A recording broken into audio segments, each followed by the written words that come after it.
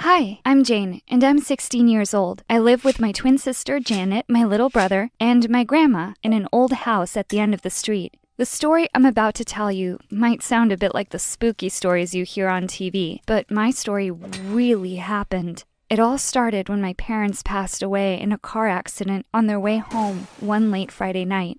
I heard from Grandma that they lost them on the spot even before emergency services arrived. But since that time about 2 months ago, my brother Phil, Janet, and I not only became orphans, but we also had to move from our house to our grandma's and change schools. Before my parents' accident, I had only ever seen my grandma, who is my mother's mom, once, when I was about 8 years old, and I was not sure whether my twin sister could remember her. My dad's parents lived on another continent, and they were too old to travel the distance for the funeral. Immediately, my parents were put in the ground, and without allowing us to say our goodbyes to our friends, Grandma came to take us to live with her. I remember the events that happened as if it were yesterday. Janet was standing beside me in front of our parents' graves when she came to us and introduced herself as our grandma. She told us that we would be living with her. Her appearance alone was enough to scare my little brother out of his wits. He held my hand tightly as soon as he saw her approach us. Her hair was braided with all kinds of beads, and I was sure the number of chains she wore on her neck and on both her hands and feet would weigh more than my little brother. Phil was only about 3.5 years old. She even tied a sash around her waist, and on her forehead was a beautiful but strange tribal design. I could not believe that the woman standing in front of us was the person we were going to live with. In fact, I hoped she wasn't, and it was all a big joke.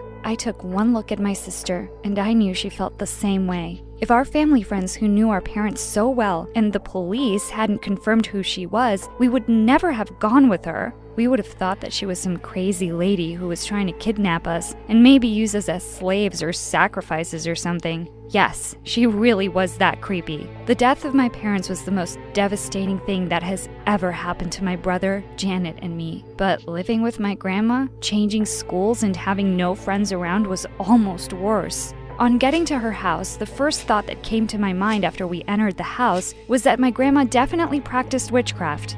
Her house did not have any strange smell, thankfully. In fact, it actually smelled nice, but there were so many tribal symbols painted in different corners of her house, even on the doorstep.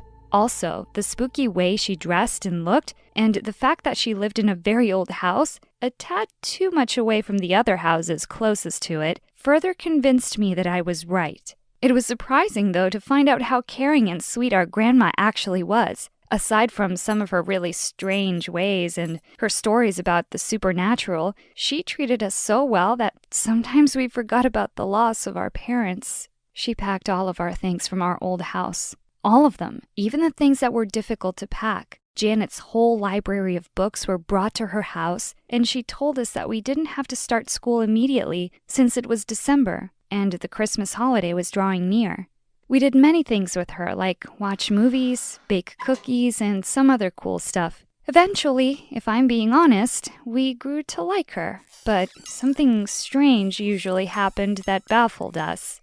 Every morning when my twin sister and I woke up, we usually heard Grandma chanting and singing some strange songs in a language we didn't understand in her room before coming downstairs to meet us. We were able to hear her because her room was right next to ours.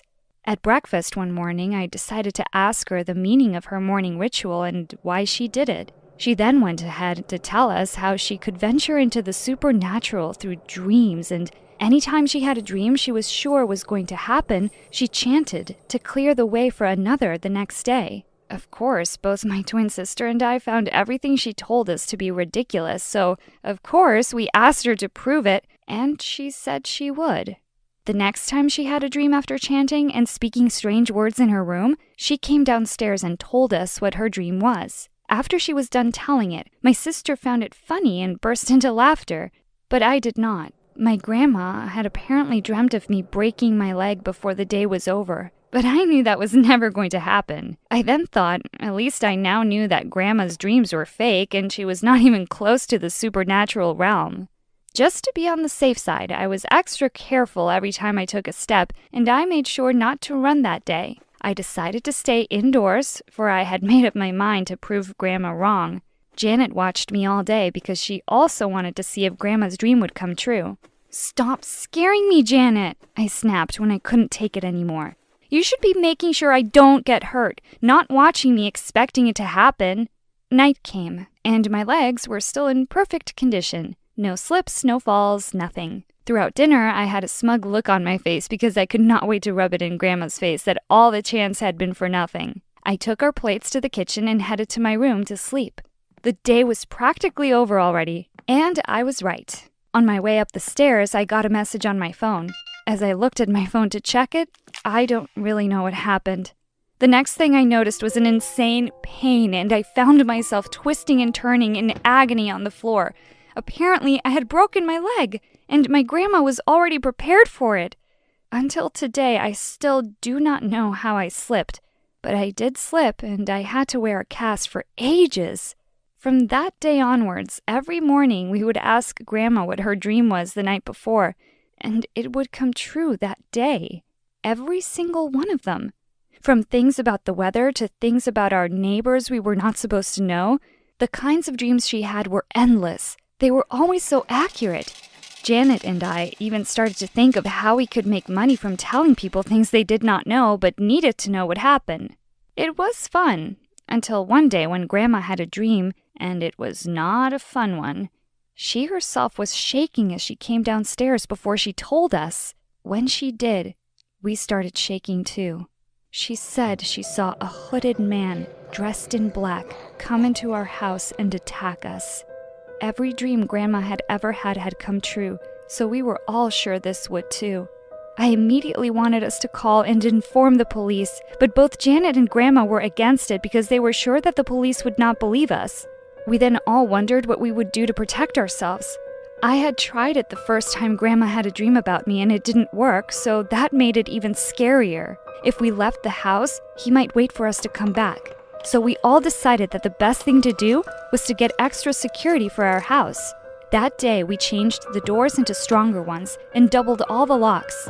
We even put locks on every window, and just to be safe, we bought cameras and placed them around our house. Everything we bought was expensive, but the man was definitely coming because it was Grandma's dream, and we had to be prepared for his arrival.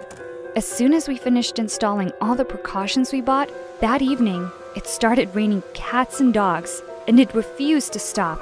We were all sure it was an ominous sign, especially since Grandma already said it rained heavily throughout in her dream.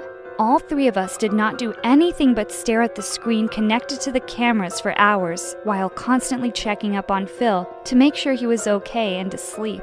We didn't want him to be the one to let the attacker in. You see, he was already smart enough to open the door, but he wasn't smart enough to know who to open it for. And we were all sure the man was coming. We didn't need to take any chances we could avoid. After waiting for a long time, we were all hungry and tired, and we started to doubt that the hooded man coming to attack us was ever going to show up. I even thought that maybe Grandma made a mistake, and the dream was not for today, but for tomorrow. I was tired and I wanted to go to sleep. Finally, we were all about to stop for the day when we saw the silhouette of a man approach our doorstep. Janet then started shouting, "He is hooded! He is hooded!" I immediately started dialing 911. But when the man pressed the doorbell, instead of trying to force his way in, I and everyone else was surprised. Why would someone coming to hurt us ring the doorbell? It was a trap, of course. The doors were so tightly secured, and he needed us to let him in so he could attack us. But what happened next shocked me. I was surprised when Janet, either because of bravery or because of utter stupidity, went close to the door and asked the person who he was. "Are you insane?" I thought. "What do you need his identity for? Just don't open the door, silly. You know he's here to attack us." And then the next thing was even more shocking. This time to all of us. It turned out that it was our neighbor, Mr. John, at the door. We asked him to remove his hood, and sure enough, it really was him. I was still skeptical about letting him in because all I could think about was how unlikely it was for me to break my leg the day Grandma had her dream, but it still happened anyway. We couldn't be too careful. My grandma and Janet, however, refused to leave the man outside in the cold. I kept on asking them to think, why was the man here today, of all days, and why did he come at this sort of hour, in the rain, and why, of all the coincidences, was he wearing a hood? My warnings fell on deaf ears, and eventually they let him in. I watched his every move from the moment he stepped in. We all walked backwards, ever so slightly, as he gradually came further into the house. He looked scary, all wet from the rain, and he had the biggest frown on his face. "Stop all the noises!" he shouted. He then looked at Grandma and said, "You're a creepy old lady. The weird noises you force me to listen to every day are giving me the chills." He then rushed away in a hurry. As soon as he left, we looked at each other and we burst into laughter. We were so scared that we didn't even notice how weird we were behaving around the neighbors. Nothing happened that day and no one attacked us. When I asked Grandma why her dream did not come true, she laughed and said maybe she really did not go into the supernatural realm this time and it really was just an ordinary dream. But I was thankful that it wasn't supernatural because even though Grandma's dreams have continued to come true after that incident, if that one had come true, it probably wouldn't be a funny story at all. Hey guys, I'm Anthony. I'm 17 years old, and soon I'll be a father. I think I can do it, because I have a great example of what kind of father you shouldn't be. Yeah, I'm talking about my own dad. I'm not saying that my father is a bad man. He's a sailor, and we only see each other 3 months out of the year. Okay, I understand that he makes money so that my mother and I can live well, but I still miss him, you know? I envied the other kids because their dads were there for them their whole childhood, and I spent most of my time just waiting for Dad to come home and enjoying the few days we spent together. And recently my mom and I found out that we weren't the only ones waiting for my dad to return from the sea. The last time my dad was deployed, his sailing was supposed to be over on a certain day, and he was supposed to come home. But Dad texted that he would be home a couple of days later and didn't explain the reason. It was weird, because before that, Dad was always on time. He was always in a hurry to get home to see us. My mom and I were getting worried. A sailor is a dangerous profession, even in the 21st century. He could have been caught in a storm or gotten malaria in a third world country port. In addition, there are still some pirates on the ocean in today's world. My mother and I just couldn't calm down until one morning we heard a car drive up to our house. I looked out the window and I saw my dad getting out of the taxi. Hooray! I ran out to meet him, but then a boy who was about 5 years old got out of the car. Then Dad said that we all needed to have a serious talk. My mom and I didn't understand what was going on. We sat down at the table and my dad started talking. Many years ago, when his ship was in a port in the Philippines, he met a woman and they had an affair. At sea, sailors often miss regular human relationships, you know. So one day my father received a message from that woman and it said that she was pregnant. Dad didn't want to leave her alone and he felt responsible for the child. So since then, his life has been divided into 3 parts: the sea, his family in America, and another family in the Philippines. But something terrible happened. That woman got sick and was rushed to the hospital. Unfortunately, the doctors couldn't help her, and Dad was with her until the very end. Then there was a funeral, and Dad had to figure out what to do next. If he had left the kid there, he would most likely have ended up at an orphanage, and he wouldn't have survived there. My dad couldn't let that happen, so he stayed there for a week, processing documents for the child to bring him to America. And here they are. That's just oh my God information, and it took a few minutes just to process it. My dad had another family for 5 years? Do you know how it feels when you find out your father's been lying to you for 5 years?